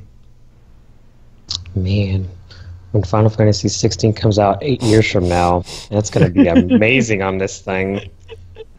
Second thing they talked about was ray tracing, Oh, yeah, which is that's right. What is that? basically it's like mathematically calculating or mathematically simulating how real light works to make, for example, better reflections, better shadows. So right now we sort of fake it, or like the cheapest way to do it is to, you know, make your scene and then just bake the shadows in, so the shadows don't actually move with the sun. And since that would look weird, you just make sure in your game the sun never moves. And so the shadows are literally, it's as if you like painted shadows on your wall where they should be. Ray tracing would allow essentially you could do real shadows, basically, yeah. But it goes beyond that, because rays are just like vectors in 3D space, and you can use them to compute lots of different things. And the thing they talked about was like you could use rays to, for example, determine if enemy AI can hear you from where you are. So your foot like hits the ground and it makes a sound, and then you just like draw a bunch of rays out from the foot and see if they hit any enemy ears nearby. That could be a power mechanic or something. And then the third thing they talked about was 3D positional audio, which is sort of available now on PlayStation if you have the Platinum headset. But yeah, that apparently like it's surround sound or simulated or something, or how's that? What is that? Yeah, so 3D, like, so surround sound is basically on one plane. So you can hear things in front of you, to the front left. Even,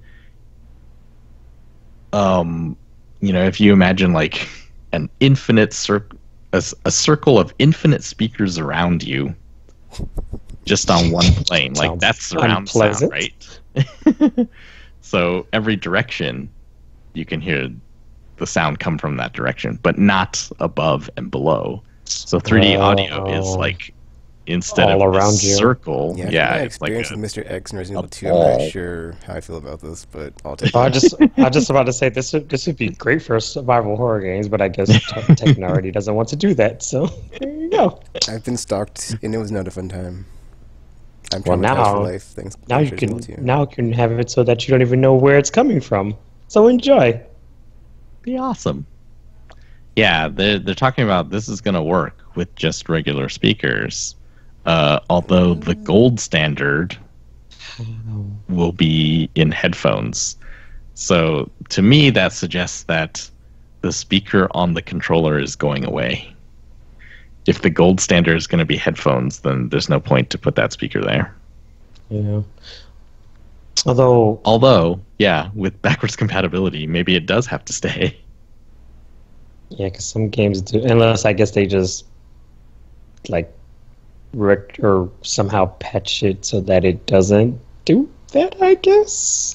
I mean, well, I just did that thing, right? And the only game that only outputs through the speaker that I could find was Metal Gear Solid 5.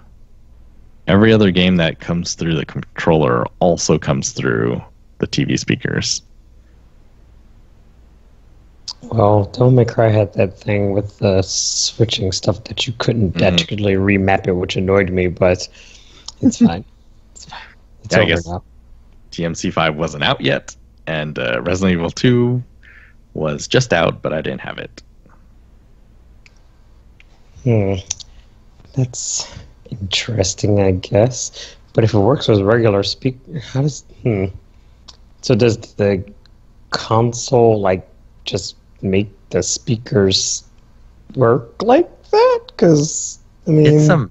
It's like a math thing, apparently, because like sound bounces off of stuff. So if you output the sound in a certain way, then I guess your ears don't hear it the first time it goes past you.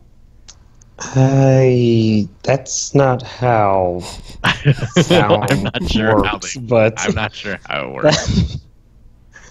But yeah, apparently you can achieve these effects. Like, there's lots of like 7.1 sound bars. I was like, well, how is that possible? The sound bar is just the thing in front of you. How does it get the rear speakers? And yeah, it's just like software magic, I guess. Interesting. And even the 3D audio inside of the Platinum headsets, like that's also software magic, because it's not like there's a ton of little speakers inside of the headset. It's just the two. As far as you know. I'm pretty sure that one is like that. There are ones that do have lots of little speakers in them. Interesting. So yeah, this is like our first glimpse into PS5. Man, after I saw the ray tracing thing, I was like, day one. Not day one, but like I'm already hyped after that. Like after that and the SSD thing and like the super fast loads, I was like, dude. Well, I mean, I'm already on Team PlayStation anyway, but it's like whatever. It's just like it just reaffirmed my faith in the church. I mean, it made me, more confident in the team I'm currently on. I guess whatever. No. I mean, just making a console more powerful doesn't really sell me on it. So, I mean, because I mean, obviously, as a next generation console, it has to be stronger. So it's not like that's not something we weren't already expecting anyway. It has backwards compatibility, so it's like I already have my games because they're all on the PSN store, or I just download them. Don't even have to worry about putting the discs in the tray. Yeah. I want to know if it has some kind of like something else under the hood that's gonna make it like worth the purchase kind of thing. What Otherwise, could it be, RPG? What are you so? I don't know. I need That's stuff. why I have to wait until the full official reveal.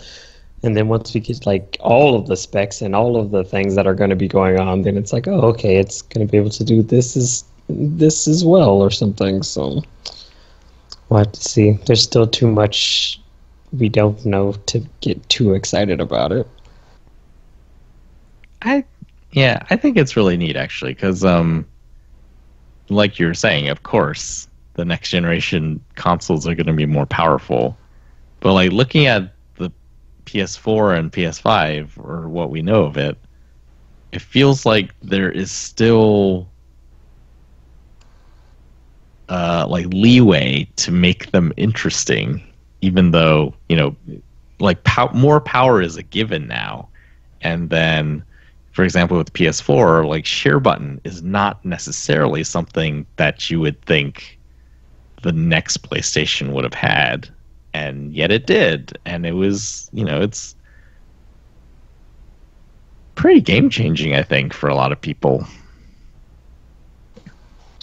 It is so pretty PS5, nice. like focusing this on this faster hard drive, like that's not something necessarily you would think that they would go for.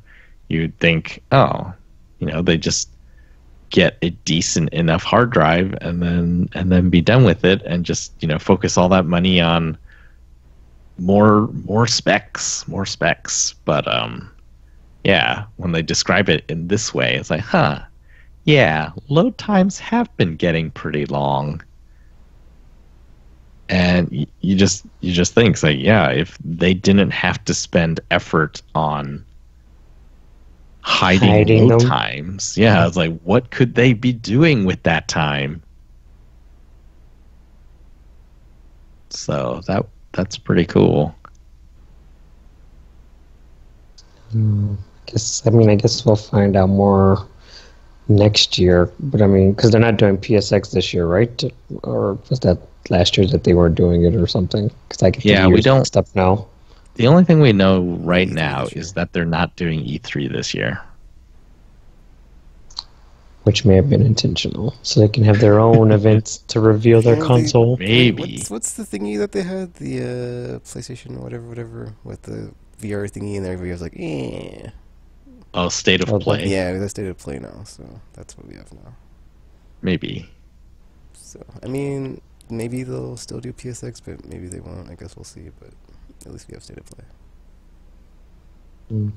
Which is kind of surprising that they were like, oh, here's some info. It's like, I guess they didn't show it, but that's kind of the whole thing that we talked about last time. It was like, oh, well, Xbox was like, oh, well, we showed our console, and it's like, doesn't really...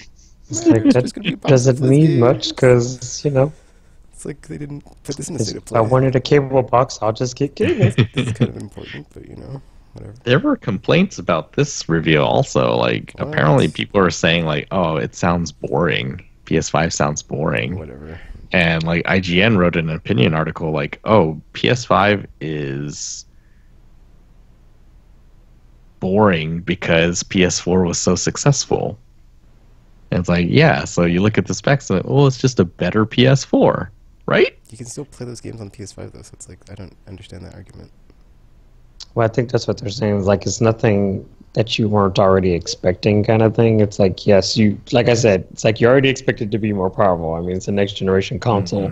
But at the same time, it's like, because of everything that PS4 has done, it's kind of like, well, I mean, yeah, more power is great, but at the same time, it didn't show off any new features, like Tropical was saying with the whole share button thing and stuff like that. It's like none of that was revealed yet, so it's like one of those things where it's just kind of just like, it's like we already know it's going to be powerful. I mean, it has to be, otherwise it's like, what's the point of even bothering with making it? Maybe that's why they put this out first, then.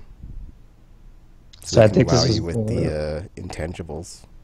Yeah, so until we get like an official like full-on reveal, because again, we don't even know if they're going to call this thing the PlayStation 5 at this point. So, so you enjoyed the HD rumble of the Joy-Cons? Well, enjoy the whatever of the next DualShocks or whatever.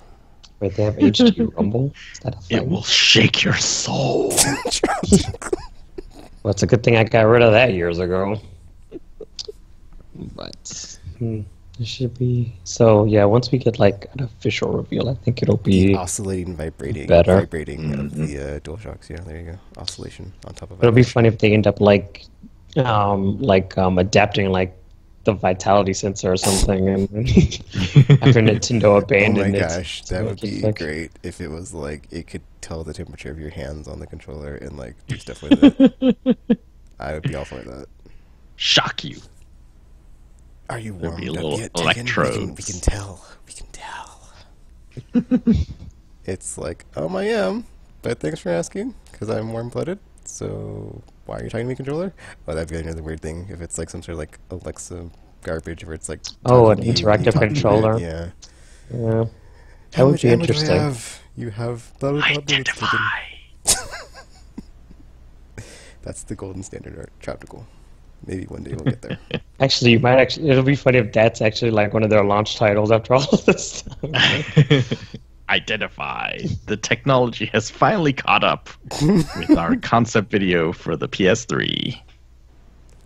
Because sometimes you see these concept videos or these tech demos of things, and then it's like, I feel like sometimes the developers or the companies get a little ambitious, and they're like, I would love it if we can do it, but then they actually work with the tech, and they're like, well, we can't actually do what we thought we wanted to do, so I guess we're shelving this for now. And then like once something finally comes along strong enough for it, they're like, look what we can do now, and then it's like, oh, this is what you were trying to do this whole time. So Yeah, I just think it's really neat. People thought after PS3 and Xbox 360, I think there was this sense that the consoles were just going to become more and more like each other. Like the Xbox One and PS4 would be basically the same thing, just with different exclusive games. But then they weren't. Like, Yeah. not really. You know, one was really focused on other services being the sort of all-in-one entertainment thing. We can And play games then- at launch at 900p. Yeah, it was just like the one that I always go back to is like, why would you split screen a TV show and a game? Like, you would only do that for games that you don't really want to play, right? unless And 'cause shows that you don't really want to pay attention watch. to. Yeah. Because I mean, the only time that would be like of any use to you is if the show and the game were interactive in some way, where it's like they kind of like played off of each other, which would still be kind of like difficult to deal with because it's like Yeah. your attention would be kind of all over the place. But yeah, But then, then PlayStation like share button is always the one that's like, that's kind of brilliant. yeah. And it's not remember just how putting excited Tekken another- got? Yeah. He almost And it's not- died. It's not just like putting another button on the controller. It was like there's other chips in the system that allow that to happen.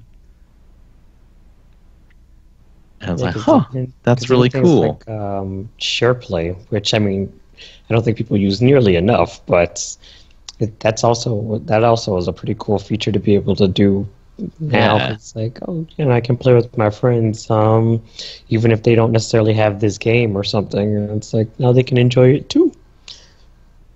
Just like interesting functions that don't appear on both systems. And it's like, that's pretty neat. And then with this, I don't know if Microsoft is also thinking, oh man, load times, that's something we should tackle. Or 3D sound is something we want to tackle. Actually, they have done that. Xbox One, I think, supports Dolby Atmos, which is a 3D sound like standard of some sort. But yeah, like these things that I wouldn't necessarily like. I just thought, oh, it's going to be somehow way more powerful and stuff is going to look ridiculous. Like, I can't imagine what next generation games look like.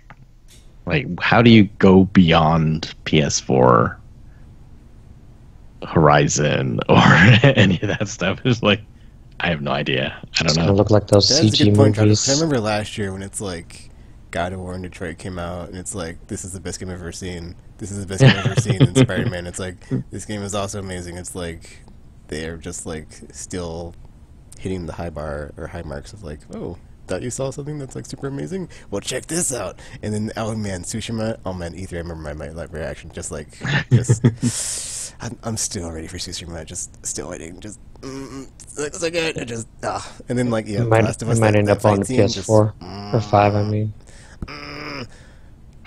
so good.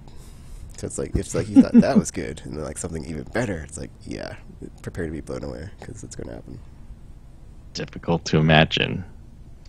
I mean, even Resident Evil 2 is amazing. Just even DMC5. Just yeah.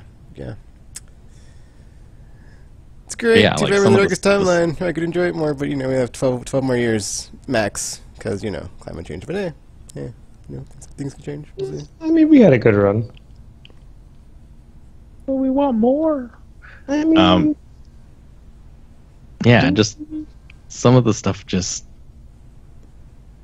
sounds like it will enable different stuff in games. Because graphics, I guess, are now just a given. And I think that's really interesting. So, because I mean, you're not going to make games look worse. So, see, I think it's an interesting contrast that might happen because you have that whatever that game or that Chinese game that Chapter is like singing in that tongue, that one episode, and then it's like that game. You mean in Chinese? Yeah. And then, like, that game, it doesn't really look like a PS4 game, but it looks like, if, like, Chapter is always saying, like, you could just have a game that looks like a PS2, but, like, have a lot of game for that game. Of, like, yeah. You just, like, pour a lot of stuff in the bucket, but the visual quality of the stuff in the bucket, So it's like, Go content there could over. be stuff like that. Yeah, no, it's like Days Gone, right? Days Gone looks how it looks, and they can have 500 freakers on the screen. That's pretty cool. But if you did it at like PS2 quality graphics, could you have like 500,000 freakers on the screen? Oh, yeah, it's kind of like Earth Defense Force. It's like that game. I feel like that would not It's be just about like ridiculous destruction. It doesn't look the best, but it has like ridiculous destruction going on. Like we've always pushed graphics, like more and more and more. What if we had pushed a different way? What if we were still doing like 2D sprite games? Could you have 500 million freakers on screen? I mean, there are retro styles that exist, so But they don't push graphics. They have that feel to them. It's more about the feel than the look. Those retro is more about the feel, but still, like, what if you were just going for retro for the sake of saving power so that you could do like ridiculous numbers of AI? Or make more responsive AI or something. Yeah. Oh man, I just got an idea. I'm not gonna say it though, so yeah. Yeah, don't do that because people like to listen and steal stuff. So we know you're out there. All right. So shortly after the PS5 reveal, Microsoft came out and announced that their E3 press conference is going to be Sunday, June 9th, 4 p.m. Eastern, 3 p.m. Pacific, 3 p.m. Central, whatever that is Pacific. They didn't say what it's going to be, but it's widely expected that they'll unveil their new consoles. And then today they confirmed that the Xbox One S All Digital Edition is real. It's coming out May 7th for the price of $250. I do have to say that was a very poor naming on their part because when people are like abbreviating it, it's like I saw those on Twitter. sad. And I was like, well, I was like, that's funny. this is very Xbox very One Sad Edition. that was not a very smart naming convention you went with there, but it's fine. It feels like it costs a lot, but it does come with Minecraft, Forza Horizon 3, and Sea of Thieves. Yeah, when I saw that, I was like, I will probably wait because I'd rather get like different games that are bundled that I would rather have than those three. So, Mm-hmm. Because when I get, I just or don't if know I get digital one, consoles, I so. would not be getting live again, so I wouldn't be able to enjoy the multiplayer stuff like Sea of Thieves. I thought it would be cheaper. Like $250, isn't that? First of all, That's sort of like the price of consoles, I guess, these days. I mean, not the premium ones, but like the regular ones. It feels like $250 should be the price of a regular console, and then having it have Like, less I think the stuff. reduced system should be like, should be less. Like 150 or 175 or something, Because the rumor was sub 200, and I guess that turned out not to be the case. Well, it's Microsoft. You should have known But that it was does going to come be with the case. games, so maybe that's why it's inflated because it comes with Oh. games. Maybe, yeah. Because there's possibly they'll release like a base version that's like a lot cheaper. But they wanted to probably make it seem like it's or value kind of thing. Because you get what, 3 games with it? Yep. Yeah, so it's probably like a value thing to make it kind of seem like, oh, it's a good right out the box. You can already play stuff, so I don't have to like sit there for hours downloading everything because it's all digital instead of disc. It's cool. I'm not complaining, but yeah, there's that. they gave you games to play while you download other stuff. Yeah, see, that's what I don't. This is why I don't like the idea of like an all digital console kind of thing, because it's like now I have to like all this time I could be playing stuff I have to wait because now I have to like download everything. I mean, mind you, a lot of games have day one installs now anyway, but still now it's like you have to download the game, then download and install on top of that, and then it's just like it's too much. It's too much. So. Gamescom is going to have an opening night live show hosted by Jeff Keighley. That is going to be Monday, August 19th at 2 p.m. Eastern, 1 p.m. Central. In the past, there hasn't really been like a live show for Gamescom, and so now that there is one and Keeley's involved, that probably means like exclusive announcements or whatnot. So maybe that makes that show a bit more interesting for us who are not European. Something. Yeah, because I usually don't follow Gamescom. Yeah. And finally, Marvel Ultimate Alliance 3. Switch exclusive that was revealed at the Game Awards, I think. Has a release date. It's going to be July 19th this year, this summer. Square Enix's Marvel game, Avenger game, is not yet to be shown. Thanks. Yeah. I mean, there could be some red tape involved in that one. Because, I mean, with all the stuff going on with Disney and their acquisitions, probably Maybe it can things a only bit. happen after Endgame. Oh yeah, I didn't think about that. Also that. But then, whatever. Because like the first footage we saw, or not footage, but the teaser was like the broken shield, right? Yeah. So maybe it's a Oh no, it's a post-Endgame post Captain America story. world. No. That's not a world I want to live in.